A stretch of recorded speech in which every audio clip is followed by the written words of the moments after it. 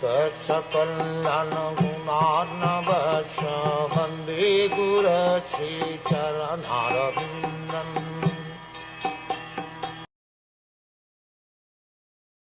By those riches, the king could procure the ingredients for 3 horse sacrifices. Thus the pious King Yudhiṣṭhir, who was very fearful after the battle of Kurukshetra, pleased Lord Hari, the personality of Godhead. Maharaj Yudhiṣṭhir was the ideal and celebrated pious king of the world, and still he was greatly afraid after the execution of the battle of Kurukshetra because of the mass killing in the fight, all of which was done only to install him on the throne. He therefore took all the responsibility for sins committed in the warfare, and to get rid of all these sins, he wanted to perform 3 sacrifices in which horses are offered at the altar. Such a sacrifice is very costly. Even Maharaj Yudhiṣṭhir had to collect the necessary heaps of gold left by Maharaj Maruta and the Brahmins who were given gold in charity by King Maruta. The learned Brahmans could not take away all the loads of gold given by Maharaj Maruta, and therefore they left behind the major portion of the gift. And Maharaj Maruta also did not again collect such heaps of gold given away in charity. Besides that, all the golden plates and utensils which were used in the sacrifice were also thrown in the dustbins, and all such heaps of gold remained unclaimed property for a long time, till Maharaj Yudhiṣṭhir collected them for his own purposes. Lord Sri Krishna advised the brothers of Maharaj Yudhiṣṭhir to collect the unclaimed property because it belonged to the king. The more astonishing thing is that no subject of the state also collected such unclaimed gold for industrial enterprise or anything like that. This means that the state citizens were completely satisfied with all necessities of life and therefore not inclined to accept unnecessary productive enterprises for sense gratification. Maharaj Yudhiṣṭhir also requisitioned the heaps of gold for performing sacrifices and for pleasing the Supreme Hari personality of Godhead. Otherwise he had no desire to collect them for the state treasury. One should take lessons from the acts of Maharaj Yudhiṣṭhir. He was afraid of sins committed on the battlefield, and therefore he wanted to satisfy the Supreme Authority. This indicates that unintentional sins are also committed in our daily occupational discharge of duties, and to counteract even such unintentional crimes, one must perform sacrifices as they are recommended in the revealed scriptures. The Lord says in Bhagavad Gita that one must perform sacrifices recommended in the scriptures in order to get rid of commitments of all unauthorized work or even unintentional crimes which we are apt to commit. By doing so, one shall be freed from all kinds of sins, and those who do not do so but work for self-interest or sense gratification have to undergo all tribulations accrued from committed sins. Therefore, the main purpose of performing sacrifices is to satisfy the Supreme Personality Hari. The process of performing sacrifices may be different in terms of different times, places, and persons, but the aim of such sacrifices is one and the same at all times and in all circumstances, viz., satisfaction of the Supreme Lord Hari. That is the way of pious life, and that is the way of peace and prosperity in the world at large. Maharaj Yudhiṣṭhir did all these as the ideal pious king in the world.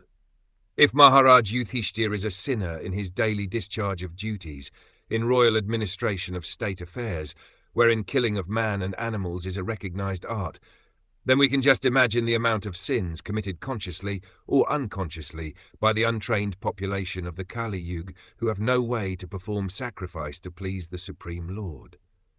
The Bhagavatam says, therefore, that the prime duty of the human being is to satisfy the Supreme Lord by the performance of one's occupational duty. Let any man of any place or community, caste or creed be engaged in any sort of occupational duty, but he must agree to perform sacrifices as it is recommended in the scriptures for the particular place, time, and person. In the Vedic literatures it is recommended that in Kali Yuga people engage in glorifying the Lord by chanting the holy name of Krishna without offense. By doing so, one can be freed from all sins, and thus can attain the highest perfection of life by returning home, back to Godhead. We have already discussed this more than once in this great literature in different places, especially in the introductory portion, by sketching the life of Lord Sri Chaitanya Mahaprabhu, And still we are repeating the same with a view to bring about peace and prosperity in society. The Lord has declared openly in Bhagavad Gita how he becomes pleased with us, and the same process is practically demonstrated in the life and preaching work of Lord Sri Caitanya Mahaprabhu. The perfect process of performing yajna or sacrifice to please the Supreme Lord Hari, the personality of Godhead, who gets us free from all miseries of existence, is to follow the ways of Lord Sri Caitanya Mahaprabhu in this dark age of quarrel and dissension. Maharaj Yudhiṣṭhir had to collect heaps of gold to secure the paraphernalia for the horse sacrifice yajnas in days of sufficiency. So we can hardly think of such performance of yajnas in these days of insufficiency and complete scarcity of gold. At the present moment, we have heaps of papers and promises of their being converted into gold by economic development of modern civilization, and still there is no possibility of spending riches like Maharaj Yudhiṣṭhir, either individually or collectively or by state patronization. Just suitable, therefore, for the age is the method recommended by Lord Sri Chaitanya Mahaprabhu in terms of the Shastra. Such a method requires no expenditure at all, and yet can award more benefit than other expensive methods of yajna performances. The horse sacrifice yajna or cow sacrifice yajna performed by the Vedic regulations shouldn't be misunderstood as a process of killing animals. On the contrary, animals offered for the yajna were rejuvenated to a new span of life by the transcendental power of chanting the Vedic hymns, which, if properly chanted, are different from what is understood by the common layman. The Veda mantras are all practical, and the proof is rejuvenation of the sacrificed animal.